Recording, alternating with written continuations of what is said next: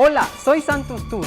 Hoy aprenderemos colores. Vamos a aprender maya.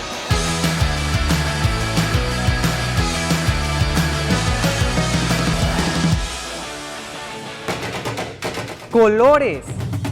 Hoy aprenderemos 5 colores: blanco, negro, rojo, azul y amarillo. El primero es sac, que significa blanco. Vamos a darle unas repeticiones. Sac, sac, sac, sac. El segundo es negro y se dice bosh, bosh, bosh, bosh. El tercero es azul y se dice choh, choh, choh, choh. El cuarto color que vamos a aprender hoy es rojo y se dice chac, chac, chac, chac.